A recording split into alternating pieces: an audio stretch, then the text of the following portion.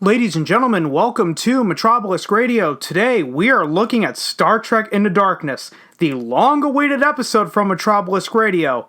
Well, at least from my end. I did a retrospective of the first J.J. Abrams Star Trek movie back when I first started. It was the second episode that I ever uploaded.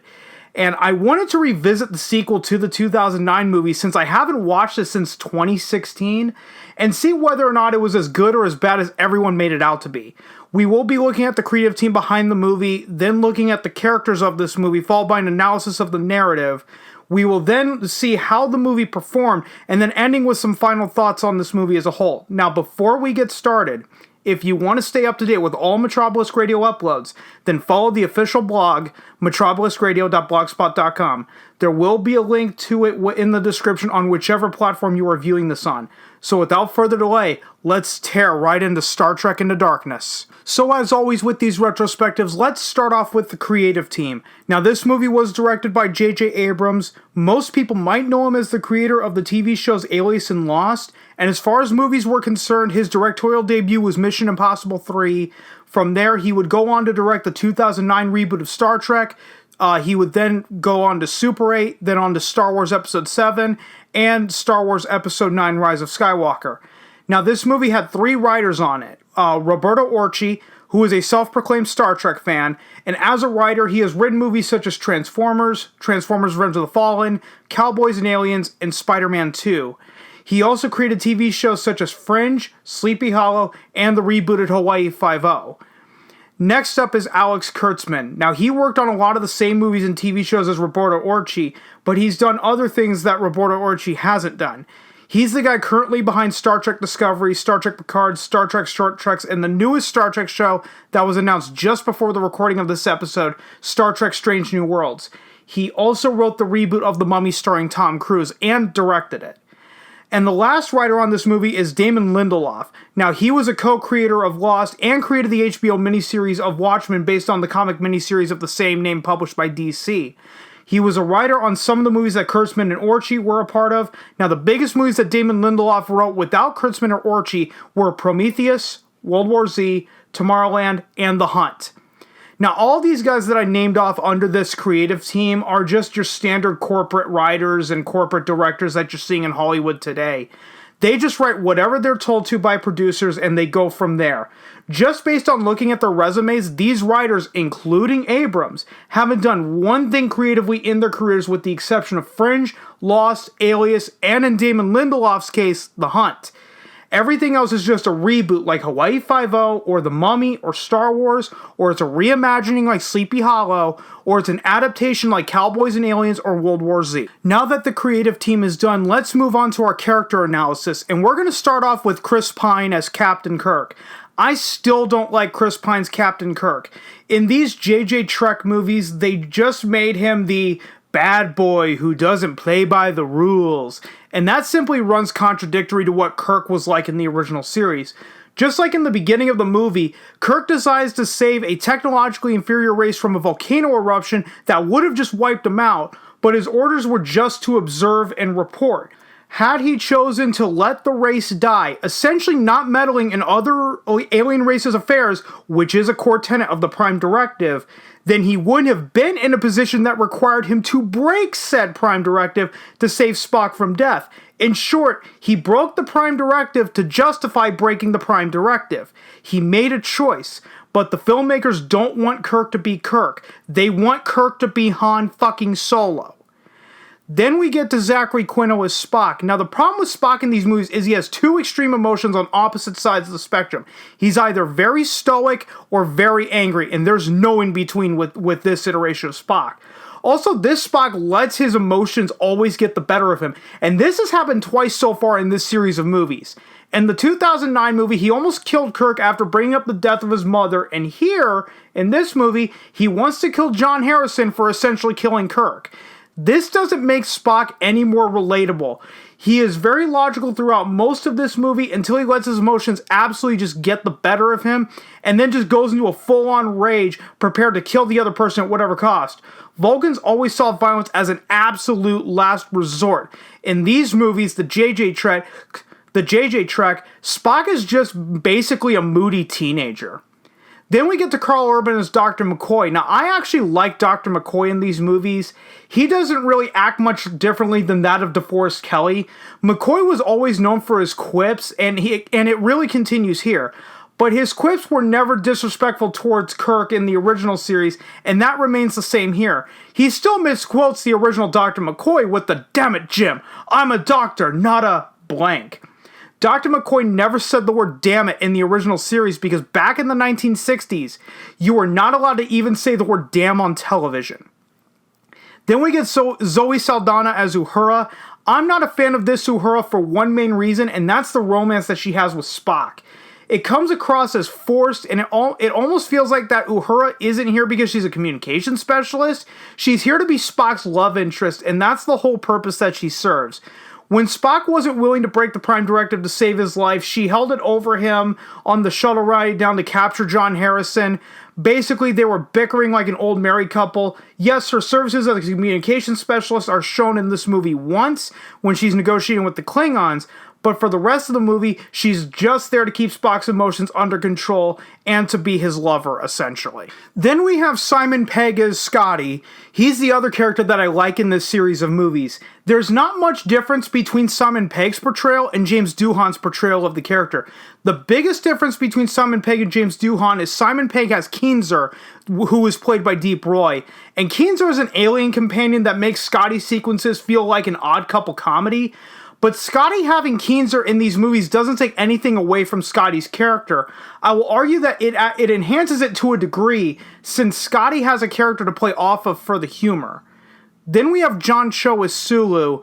Now, I don't have much of an opinion on him in these movies because he just serves as the helmsman. There's really nothing else to Sulu, at least in Into Darkness. In the 2009 movie, we saw him as a sword fighter, which he was in the original series. In the original series, there was an episode showing Sulu acting like a Robin Hood swashbuckler with a fencing sword, and I can't remember the name of the episode to save my life here. Then we have Anton Yelchin as Chekhov. Now, in this movie, he goes from being the second helmsman to being the chief engineer after Scotty resigned. I think more was done with Chekhov than Sulu in these movies, largely because Chekhov was the fan favorite between him and Sulu. I do like Anton Yelchin's portrayal of Chekhov, even though he never says nuclear weapons. Then we see Bruce Greenwood come back as Pike. Now, he gets killed off in this movie, and there isn't much to say about Pike other than he's still the same captain of the Enterprise that gives the ship over to Kirk after he's been pulled from active duty. Then we have Peter Weller as Admiral Marcus. This character was written as a Machiavellian villain. He wants to destroy John Harrison because he realizes that he made a mistake and is willing to do anything and everything to bring the man down, even if it means kill the entire Enterprise crew. Essentially, the ends justify the means, and I'm okay with having two villains in this movie. Then we have Benedict Cumberbatch as John Harrison. It is revealed that he's working with Section 31 as one of their top agents, and a lot of my problems with John Harrison are tied in with the narrative, so I'll expand upon John Harrison in just a minute. And then finally, we have Alice Eve as Carol Marcus. She's the new science officer that comes onto the Enterprise. She's really just there to cause tension between Kirk and Admiral Marcus later in the movie. Now that we've gotten the character analysis out of the way, let's talk the narrative. Now, this movie starts out with Kirk and Spock saving that technologically inferior race, as I already brought up in the character analysis. Now, the real meat and potatoes don't start coming in until after that. We see Benedict Cumberbatch's character, unnamed at this point, make a deal with someone to save his daughter by doing a blood transfusion that if he bombed the Starfleet archives in London. Now, the guy does it, and by this point, Kirk has the Enterprise taken away from him based on his actions on the planet with the technologically inferior race. It is revealed that the Starfleet Archives building wasn't just an archives building, it was a Section 31 front. Now, for those who don't know, Section 31 was basically Starfleet's Black Ops unit.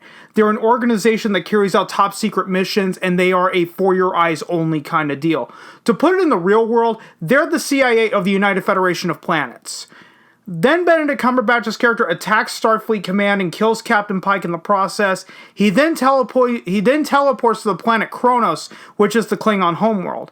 Now, after this attack, it's revealed that the attacker was John Harrison, who was one of the top agents in Section 31. Now, why would John Harrison attack Starfleet in Section 31? I believe it was to drive out that experimental ship that was on Jupiter so that John Harrison could take that over for his own gains. Because with that ship, theoretically, he could be unstoppable with all the new technology that was on that.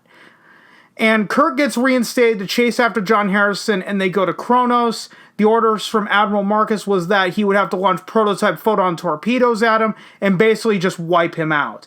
Scotty resigns because Section 31 wouldn't let him do his job, essentially, and that's when we see Chekhov take over the role of Chief Engineering Officer. Now, Kirk leads a team with Spock and Uhura to go retrieve John Harrison. This leads to a fight with the Klingons where John saves them, and John asks how many torpedoes they have aimed at him, and Kirk responds with 72. John immediately surrenders. Now, everyone on the Enterprise wants to know what's in these photon torpedoes. What are they made of? So, Carol Marcus and Dr. McCoy go down to a planetoid to see. What is revealed is that the photon torpedoes contain people in cryo chambers. Now, hardcore Star Trek fans already know where this is going. So then we get the twist that really didn't do anything for me personally when John Harrison utters the 4 words, "My name is Khan." And I'm not the only one to feel this way. When Crazy Joe of Megapodtastic and I did our MCU ranking, we brought up this very moment while discussing the twist in Iron Man 3. You can listen to that little bit right now. I remember sitting in the theater, and it was the same summer. I remember same summer, Iron Man 3 and Star Trek Into Darkness came out. And both movies had a twist. And I remember when Benedict Cumberbatch in Star Trek Into Darkness said, "My name is Khan," nobody in the audience cared. Everybody was like, "Yeah, we know. No, we figured that out. We figured that out." But then I was that guy in the theaters. As soon as I heard that, I just sat back and I'm just like, done. But then you get to Iron Man. If you want to see the MCU ranking that I did with Crazy Joe of Megapodtastic, it's probably on the platform that you're currently watching this on. It was MetrObelisk Radio Episode 10. It was split into 3 parts because we essentially went for 3 hours long. So now let's get back to Star Trek Into Darkness. What really bothered me about this twist is J.J. Abrams and Benedict Cumberbatch during the press tour of the movie were reassuring fans that Benedict Cumberbatch is not playing Khan. A big concern going into this movie was that it was just going to be a remake of The Wrath of Khan. J.J. and Cumberbatch were basically saying, no, John Harrison is an original character created just for this movie. This will be an original story. Once those 4 words were uttered, "My name is Khan," everyone now knew that J.J. Abrams was now a snake oil salesman. Oh, for those that aren't hardcore Star Trek fans, the people in the cryo chambers are Khan's crew. Then we see Admiral Marcus tries to blow up the Enterprise. We learn that the starship that Khan wanted to drag out of Section 31 can fire weapons in warp speed. Probably why Khan wanted the ship. So Kirk and Khan go over to the bigger ship and they successfully take it from Admiral Marcus just for Khan to take Kirk, Scotty, and Carol hostage and tell Spock, "My crew for yours." Now Spock gets McCoy to arm all of the photon torpedoes before they get beamed over to Khan's new ship. They all blow up, but Khan's crew is saved by McCoy. This leads to where the Enterprise is falling towards Earth and Kirk has to go into the warp core and fix it. This is basically the same moment from Wrath of Khan, but instead of Spock dying from the radiation, it's Kirk. And instead of Kirk fighting Khan, it's Spock. Then McCoy wants Spock not to kill Khan because Khan's blood can save Kirk, just like the little girl in the beginning of the movie.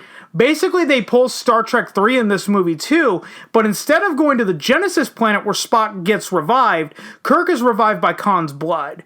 It's ridiculous and a little far-fetched, but whatever, it can be written off as sci-fi. Like, this is already the Chinese knockoff of Wrath of Khan. It can't really get worse from here. This movie ends with Captain Pike's funeral and Kirk uttering the final frontier speech. Then they showed the Enterprise crew head out on another mission. End of movie. Now, what was the movie's reception? How was the movie received? Well, on Rotten Tomatoes, this movie has a critic score of 84% out of 287 critic reviews and an audience score of 89% out of 312,743 reviews. This movie has a Metacritic score of 72 out of 43 critic reviews and a user score of 7.7 out of 10 out of 1,616 ratings. This movie sits on IMDb at 7.7 out of 10, and that's out of 455,815 reviews. Now, this movie was made on a budget of $190 million back in 2013. Now, adjusted for inflation in 2020 numbers, that's now $209,111,166.44. and the movie grossed $467,365,246 worldwide back in 2013. Now again, adjusted for inflation in 2020 numbers, that's now $514,375,219.70. Now, what was the drop-off between Star Trek 09 and Star Trek Into Darkness in terms of box office? Because the longer a franchise goes on, the more money it tends to lose. Well, it was actually a gain of 111.5%.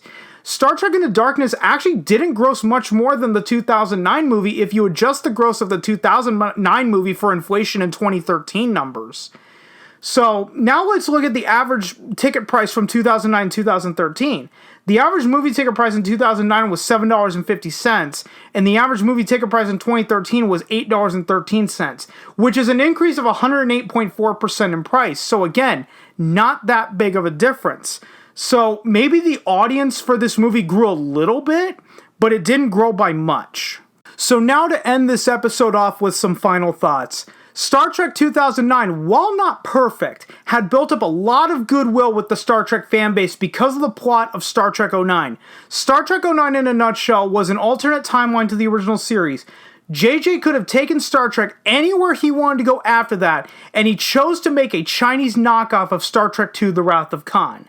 If I'm going to pick which Star Trek movie that I'm going to watch between Star Trek Into Darkness and Star Trek II: The Wrath of Khan, I'll pick The Wrath of Khan any day of the week.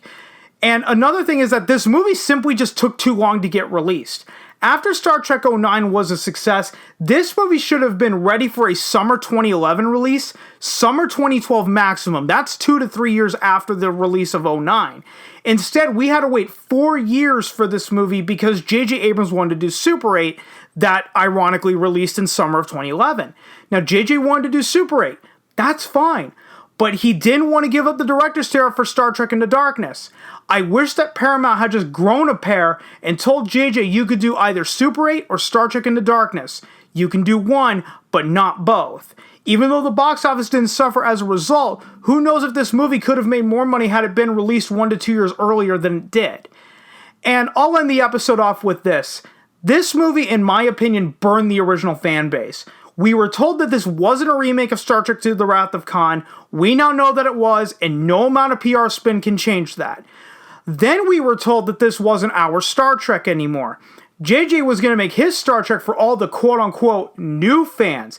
And hey, that's fine. That's JJ's prerogative, that's Paramount's prerogative, that's Bad Robot's prerogative. Whatever floats your boat. But what cost was associated with that decision? What kind of damage did this movie ultimately make? I will be doing an episode on Star Trek Beyond sometime in the future where we will examine the damage that J.J. Abrams and Bad Robot did to the Star Trek movies at some point down the line. I can't tell you when that's going to happen, but it will probably be within the next 3 months. Anyways, guys, have a good day, and I'll see you in the next episode.